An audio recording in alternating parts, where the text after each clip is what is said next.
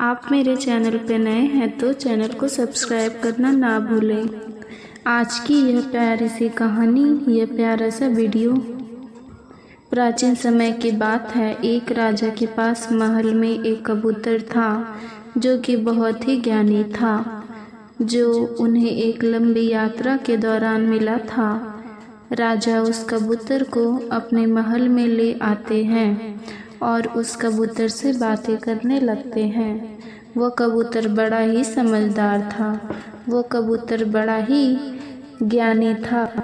उस कबूतर को राजा से इतना लगाव हो गया था, वो कबूतर राजा को रोज़ नई नई कहानी सुनाता था। कबूतर राजा से कहता था कि हे राजन, ये कहानी बड़े ही ज्ञानवर्धक और प्रेरणादायक है। इस कहानी को ध्यान से सुनना। आज हम आपको एक ऐसे राजा की कहानी सुनाएंगे जो रोजाना अपनी बलि दिया करता था। राजा कबूतर से कहता है, हे कबूतर, तुम अपनी कहानी शुरू करो, हम बड़े ध्यान से आपकी कहानी को सुनेंगे। तब कबूतर कहानी शुरू करता है और कहता है, प्राचीन समय की बात है। राजा सूर्यभान की नगरी सूर्यपुर में एक ब्राह्मण रहता था, जिसका विदेशों में जहाज़ों के द्वारा व्यापार करने का कार्य था। उस ब्राह्मण के 7 बेटे थे। सब भाइयों में राघव सबसे छोटा था। पिता ने 6 भाइयों की शादी कर दी थी, लेकिन 7वें की शादी करने से पहले ही वो ब्राह्मण ईश्वर को प्यारे हो गए। पिता के गुजर जाने के बाद जहाज लाद कर पार करने की सारी जिम्मेदारी 7 भाइयों पर आ गई और 7 भाई बड़ा दिल लगाकर अपने कारोबार में लगे हुए थे। राघव को सबसे छोटा होने के कारण माँ तथा बड़े भाइयों के साथ का भी खूब प्यार मिलता था। राघव अपने भाइयों के साथ जहाज लादने के कारोबार में पूरा सहयोग देता था और शाम को अपने भाइयों के साथ घोड़े पर सवार होकर जब घर लौटता तो दरवाजे पर खड़ी होकर उसकी 6 भाभियाँ अपनी पतियों को दाएं हाथ से लोटा भरकर पानी पीने के लिए देती और बाएं हाथ से अपने। एक रोज राघव ने सोचा, भाभी रोज मुझे बाएं हाथ से पानी पीने को देती है, आज मैं बड़ी भाभी से दाएं हाथ से पानी पीऊँगा। ऐसा सोचकर राघव ने शाम को काम से लौटने के बाद घर के दरवाजे पर पहुंचकर अपने खड़े होने के स्थान को बदलते हुए अपने बड़े भाई की जगह पर खड़ा हो गया और बड़ा भाई राघव की जगह पर खड़ा हो गया। बड़ी भाभी ने अपनी हाथों से पानी भरे लोटे को एक हाथ को दूसरे हाथ के ऊपर से करते हुए दाएं हाथ का लोटा अपने पति को दे दिया और बाएं हाथ में पकड़ा हुआ लोटा राघव को दे दिया। सभी ने पानी पी लिया, लेकिन राघव ने पानी पीने से पहले भाभी से ये सवाल पूछा कि भाभी, आज मैंने भैया के स्थान पर खड़ा होकर सीधे हाथ से दिया हुआ पानी पीना चाहा और आपने अपने हाथों को बदलते हुए मुझे बाएं हाथ से ये पानी दिया है, आपने ऐसा क्यों किया? उसकी बात सुनकर उसकी बड़ी भाभी ने उत्तर दिया, अगर तुम्हें सीधे हाथ का दिया हुआ पानी ही पीना है तो तुम अपनी पत्नी ले आओ। भाभी के यह कहे हुए शब्द राघव के दिल में तीर की जगह जा लगे। भाभी के कहे हुए शब्द राघव बर्दाश्त नहीं कर सका और वो बिना पानी पिए ही भाभी से कहने लगा, ये लो तुम अपनी पानी का लोटा और मैं यहाँ से जा रहा हूँ। अब मैं वापस तभी आऊँगा जब मुझे सीधे हाथ से पानी देने वाली मिल जाएगी, नहीं तो मेरा इस नगर में वापस लौटना संभव नहीं है। इतना कहकर राघव बिना पानी पिए ही घर से चला गया। चलते चलते वो अपने नगर से दूर शेरगढ़ पहुंच गया।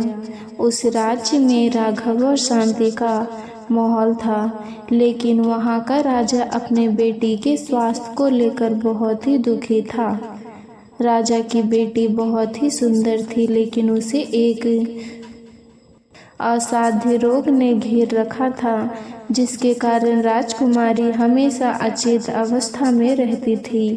राजा ने बहुत सारे हकीम राजकुमारी को ठीक करने के लिए लगा रखे थे, लेकिन उनमें से कोई भी उस राजकुमारी को ठीक नहीं कर पा रहा था, जिसके कारण राजा मानसिक तौर पर बहुत दुखी रहता था। और अंत में राजा ने अपने राज्य में ये घोषणा करवा दी कि जो व्यक्ति मेरे बेटी को ठीक करेगा, मैं उससे अपनी बेटी का विवाह कर दूंगा और अपना आधा राज्य भी उसे दे दूंगा। राघव अब राजा हुक्म सिंह की राजधानी में पहुंचा तो उसने वहां पहुंचकर देखा कि वहां चारों ओर शांति का माहौल है और राजकुमारी की चर्चा करो तरफ फैल गई। राघव ने वहां एक व्यक्ति से पूछा कि यहाँ पर चारों तरफ यह किस तरह की चर्चा हो रही है। तो उस व्यक्ति ने बताया कि हमारे राजा की बेटी बहुत बीमार है और बहुत सारे वैद्य उसका इलाज करने के लिए लगे हुए हैं, लेकिन राजकुमारी ठीक नहीं हो पा रही है, जिसके कारण पूरे राज्य में दुख का माहौल है। उस व्यक्ति की बातें सुनकर राजा महल की ओर चला गया। राजा के महल में पहुंचकर जब उसने देखा कि वहां पर बहुत सारे वैद्य राजकुमारी को ठीक करने के लिए लगे हुए हैं, वो एक कोने में खड़ा होकर सभी हकीम वैद्य को देखने लगा और वो उनकी सारी गतिविधियों पर नज़र रखने लगा। रोज की तरह सारे वैद्य शाम के समय हताश होकर अपने अपने घर को लौटने लगे। तब राघव ने राजा के मंत्री से कहा कि महोदय, सभी अपना अपना प्रयास कर चुके हैं, अब मुझे भी राजकुमारी का इलाज करने की आज्ञा दी जाए। उसकी बातें सुनकर मंत्री ने उसका प्रभाव राजा के सामने रखा। तब राजा ने कहा, ठीक है, उसे बुलाया जाए। राघव को बुलाने पर राजा ने कहा, बोलो राघव, मेरी बेटी के इलाज के लिए क्या करना होगा? मुझे निवारण हेतु क्या करना होगा? तब राघव ने कहा, महाराज, मुझे एकांत में अपनी बेटी चंद्रप्रभा के साथ एक रात ठहरने की इजाज़त दी जाए, जिससे मैं बीमारी के किसी नतीजे पर पहुंच सकूं। राजा ने राघव की बात को मान लिया और उस रात राजा ने अपनी बेटी चंद्रप्रभा के साथ राघव को उसके कक्ष में ठहरा दिया। राघव राजकुमारी से कुछ दूरी पर बैठ गया और वह उसकी पहरेदारी करने लगा। जैसे ही रात के 12 बजे का समय हुआ तो अचेत अवस्था में पड़ी हुई राजकुमारी के मुंह से एक नागिन बाहर निकली और वो महल के परिसर से होते हुए जंगल की ओर चली गई। नागिन के चले जाने के बाद राघव ने राजकुमारी को जगाकर उसके स्वास्थ्य के बारे में पूछने लगा। उसने अपने आप को स्वस्थ बताया। उसके बाद राघव ने राजकुमारी को सो जाने के लिए कहा।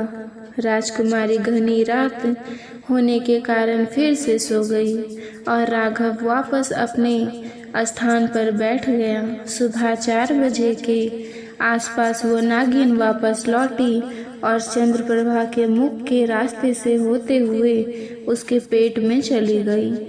राघव एक कोने में बैठा हुआ यह सब देख रहा था। जब सुबह हुई तो राजा सहित दूसरे मंत्री राघव के पास पहुँचे और वो राघव से पूछने लगे, राघव, तुम किसी नतीजे पर पहुँचे हो या नहीं? तब राघव कहने लगा कि महाराज, मैं नतीजे पर तो पहुँच गया हूँ, लेकिन राजकुमारी के उपचार के लिए मुझे एक रात और चाहिए और कुछ सामग्री भी चाहिए। राजा ने मंत्री को आदेश दिया कि मंत्री जी, राघव को जो कुछ भी चाहिए सब कुछ इसे लाकर दिया जाए। मंत्री ने सिर झुकाकर कहा, ठीक है महाराज। उसके बाद मंत्री ने राघव से सामग्री के बारे में पूछा तो राघव ने उससे कहा कि मुझे एक ऐसा बांस चाहिए जो 10 फुट लंबा हो और अंदर से साफ किया हुआ हो। तो उस बांस का मुंह एक तरफ से खुला हुआ और दूसरी तरफ से खुले मुख की डांट भी हो, ताकि ज़रूरत पड़ने पर पास के उस खुले मुंह को उससे बंद किया जा सके। तो इस सारे सामान के साथ पहले की तरह एक रात का मुझे एकांत समय चाहिए। मंत्री ने जल्दी से वह सारा सामान तैयार करवाकर राघव को दे दिया जो राघव ने कहा था। अब राघव शाम होने का इंतजार करने लगा। रात होती हुई वो वैद्य के जाने के बाद फिर उसी तरह से एक कोने में एक तरफ बैठ गया और रात के 12 बजने का इंतजार करने लगा। जैसे ही रात के 12 बजने वाले थे तो राघव उठा और वो बांस को उठाकर उसे राजकुमार के मुंह को लगाकर बैठ गया और वो नागिन के निकलने का इंतजार करने लगा। रात के 12 बजते ही जैसे ही नागिन मुंह से निकली वैसे भी उस बांस में चली गई। जैसे ही नागिन बांस में गई राघव ने कसकर डांट लगा दी। राघव ने उस नागिन को बांध के अंदर बंद कर दिया। उसके बाद उस बांस को एक कोने में खड़ा कर दिया और आराम से सो गया। सवेरा होने पर राजा अपने मंत्रियों के साथ फिर से राजकुमारी के कक्ष में आए तो उन्होंने वहां राघव को सोते हुए पाया। मंत्री ने राघव को जगाया। राजा ने राघव से पूछा, क्या तुम्हारा काम पूरा हो गया? राघव ने कहा, जी हाँ महाराज, मेरा काम पूरा हो चुका है, लेकिन एक काम अभी बाकी है। उसे आपको अपने सैनिकों के द्वारा पूरा करवाना है। तब राजा ने उससे पूछा कि बताओ क्या काम है। तब राघव ने कहा, इस कोने में रखे बांस को ले जाकर अपने सैनिकों के द्वारा इस बांस को अच्छी तरह से कटवा दो। महाराज का आदेश पाते ही सैनिक उस बांस को ले गए और पत्थरों से उस बांस को कूट दिया, जिससे नागिन उछलकर उसके अंदर ही मर गए। उसके बाद राघव ने राजा से कहा कि अब आप अपनी राजकुमारी को जगाएं और उससे उसके स्वास्थ्य के बारे में पूछिए। राजा ने राजकुमारी को जगाया और उससे उसके स्वास्थ्य के बारे में पूछा। राजकुमारी पहले की तरह सामान्य स्थिति में जागी और खुले हुए चेहरे के साथ अपने पिता से मिलने के बाद अपनी माँ के पास चली गई। राजा ने जब अपनी बेटी को स्वस्थ पाया तो राजा की खुशी का कोई ठिकाना नहीं रहा। राजा ने अपनी शर्त के अनुसार राजकुमारी का विवाह राघव के साथ कर दिया। उसे अपना आधा राज्य देकर वहाँ का राजा बना दिया। राघव कुछ दिन महल में रहकर ही अपना समय बिताने लगा। उसके बाद वो अपने राज्य को अपने ससुर को सौंप दिया। अपनी रानी चंद्रप्रभा के साथ अपने नगर सूर्यपुर आ गया। घर आने के बाद उसकी माँ और भाभियों ने उन दोनों का भव्य स्वागत किया और वह दोनों अपने परिवार के साथ खुशी खुशी रहने लगे। उन दिनों सूर्यपुर के बाहर सीमा के समीप हर वर्ष एक मेला लगता था, जिसमें वर्षांग नाम का एक दानव आता था। वह दानव तेरा विद्या निधान और बड़ा ही ताकतवर था। वो हर वर्ष मेले में आता और अपनी विद्या से एक सुंदर लड़की को मक्खी बनाकर अपनी जटाओं में लगा लेता था। इस तरह से वहाँ लड़कियों अपहरण करके ले जाता था और अपने गुफा में ले जाकर 7 तालों के भीतर बंद कर देता था।